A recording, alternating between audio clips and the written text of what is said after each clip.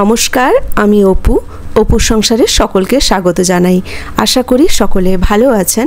আজকে বেগুন আলুর একটা সম্পূর্ণ নিরামিষ রেসিপি সকলের সাথে শেয়ার করব।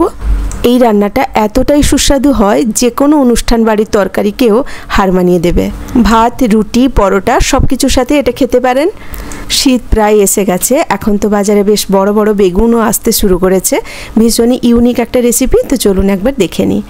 একটা বড় সাইজের কালো বেগুন নিয়েছি। এখন বেগুনটাকে এইভাবে লম্বা লম্বা করে কেটে নেব। কালো, সবুজ যে কোনো বেগুন দিয়েই বানাতে পারেন, তবে বেগুনটা যেন কচি হয়, তবেই খেতে ভালো লাগবে। বেগুনটাকে এইভাবে লম্বা আর একটু মোটা মোটা করে কেটে নিয়েছি। একই রকমভাবে আলুটাকেও লম্বা লম্বা করে কেটে নেব। একটু মোটা করে এইভাবে কাটবেন। আলুটাকেও একই রকমভাবে কেটে নিচ্ছি। তো আলু আর বেগুনের সাইজটা কেমন হবে দেখিয়ে দিলাম। দুটো টমেটো একই রকমভাবে কেটে নিয়েছি। টমেটোটাও একটু লম্বা আর মোটা করে কাটা আছে।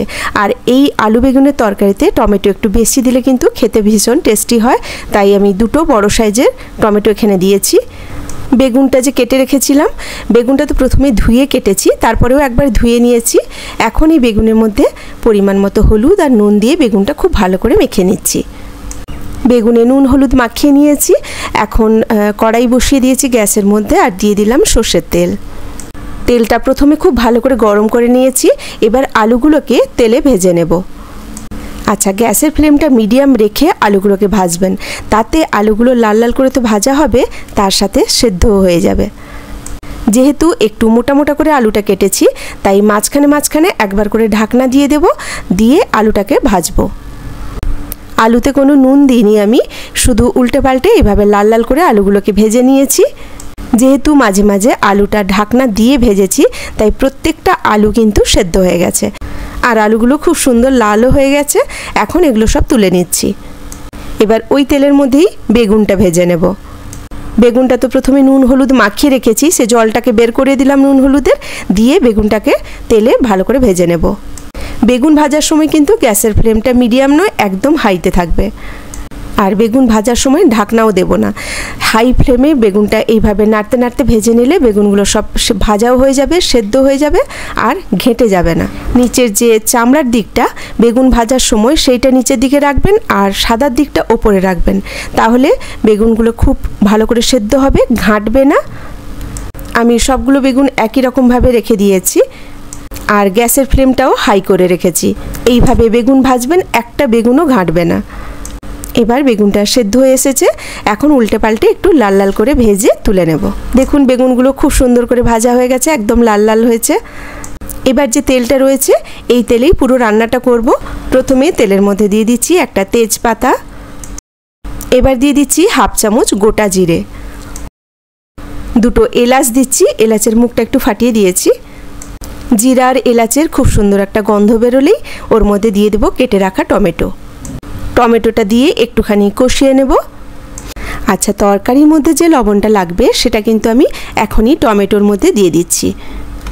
বেগুনে তো লবণ দেওয়া আছে, তাই হাফ চামচ লবণ দিলাম আর হাফ চামচ চিনি দিলাম। টমেটোর মধ্যে নুন আর চিনিটা দিয়ে দিলে টমেটোটা চট করে গলে যাবে। টমেটোটা খুব সুন্দর গলে গেছে। এবার এটা একটু কষিয়েও নিয়েছি। এখন দিয়ে দিচ্ছি আদা কাঁচা লঙ্কা বাটা, এটাও একটু কষিয়ে নেব। এবার এর মধ্যে একে একে গুঁড়ো মশলাগুলো দেব। প্রথমে দিয়ে দিচ্ছি হাফ চামচ গরম মশলা, হাফ চামচ দিলাম জিরে গুঁড়ো, হাফ চামচ ধনে গুঁড়ো, হাফ চামচ লঙ্কার গুঁড়ো। এবার এই মশলাগুলো হালকা করে একটু কষিয়ে নিয়ে ওর মধ্যে দিয়ে দেব হলুদ গুঁড়ো।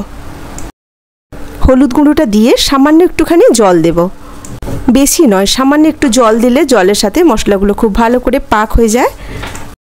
আরও মিনিট দুয়েক কষিয়ে দেখবেন ওপরটা খুব সুন্দর একটা লাল রঙের কালারও চলে এসছে আর হালকা একটু তেলও ছেড়ে দিয়েছে। এখন এর মধ্যে দিয়ে দিচ্ছি এক চামচ বেসন। বেসন দিয়ে ওটাও মশলার সাথে ভালো করে মাখিয়ে নেব। বেসনটা একটু ভাজা ভাজা হয়ে গেলেই ওর মধ্যে ভেজে রাখা আলুটা দিয়ে দেব। আলুটা দিয়ে আরও মিনিট পাঁচেক কষিয়ে নেব। মশলা তো এমনিতেই কষানো আছে, আলুও ভাজা আছে, তাই খুব বেশি সময় লাগবে না। আর রান্নাটা খুব সামান্য একটুখানি জল অ্যাড করলাম, এই হাফ কাপ মতো জল হবে। মশলার সাথে যাতে আলুটা গায়ে গায়ে লেগে থাকে তাই সামান্য একটুখানি জল দিয়েছি। এটা না চাইলে নাও দিতে পারেন। রান্নাটা শুকনো শুকনো হবে কিন্তু আলু বেগুনটা একটু গায়ে গায়ে লেগে থাকবে। এবার ভেজে রাখা বেগুনটাও এর মধ্যে দিয়ে দিচ্ছি। বেগুনটা দিয়ে ভালো করে মশলার সাথে মাখিয়ে নেব। এই রান্নাটা কিন্তু ভীষণ সুস্বাদু হয়। নিরামিষের দিনে একবার হলেও ট্রাই করবেন। গ্যাসের ফ্লেমটা লো রেখে আরও 2-3 মিনিট এইভাবে কষিয়ে নেব বেগুন আলুটা। সবশেষে একটু ধনেপাতা কুচি ছড়িয়ে দেব। এই রান্নাটাতে যেহেতু নিরামিষ রান্না অবশ্যই একটু মিষ্টি লাগবে। যেহেতু আমি প্রথমে চিনি দিয়েছি তাই এখন আর দিলাম না। রান্নাটা একদম কমপ্লিট হয়ে গেছে। কেমন লাগলো আজকের এই রেসিপি ছোট্ট একটা কমেন্ট করে জানাবেন। আর যদি ভালো লেগে থাকে তাহলে একটা লাইক দিয়ে দেবেন। সকলে ভালো থাকবেন, সুস্থ থাকবেন। কথা হবে আবার পরের ভিডিওতে নতুন কোনো রেসিপি নিয়ে। আজ এখানেই রাখি। নমস্কার।